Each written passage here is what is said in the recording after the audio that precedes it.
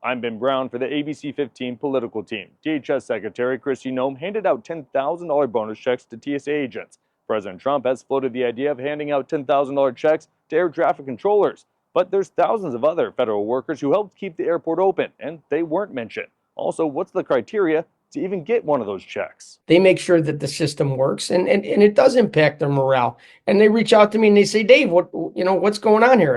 Are they going to pay us? That's the question thousands of FAA and DoD workers are asking tonight. They weren't mentioned by President Trump or Secretary Noem to receive bonus checks, despite working without pay in critical roles, like aviation safety inspectors and technicians who helped keep airports open. When Captain Kirk says, give me more power, they're the ones that have to do it. So they don't get all the glory, but boy, without them, we couldn't operate. Instead, Homeland Security Secretary Kristi Noem announced that TSA officers who showed exemplary service and went above and beyond will receive $10,000 bonuses. For stepping up, taking on extra shifts, for showing up each and every day, for serving the American people. Some of those checks were handed out on Thursday, but according to the local union that represents TSA workers, it's unclear how DHS is determining which workers went above and beyond. What determines eligibility, what determines not being eligible.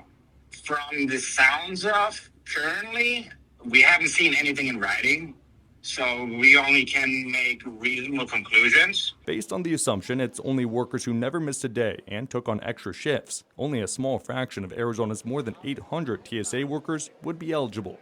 I don't have the exact numbers for all TSA employees, right? However, out of those, not even a fifth, not even an eighth are receiving the award. The TSA bonuses come days after President Trump recommended $10,000 bonuses for air traffic controllers who didn't take time off during the shutdown. David Spiro, national president of the Professional Aviation Safety Specialists, or PASS, hopes the 11,000 FAA and DoD workers his union represents will also be recognized. We're always in favor of making sure that people are adequately recognized. I just want to make sure that there's parity when it comes to that. Ben Brown, ABC 15, Arizona.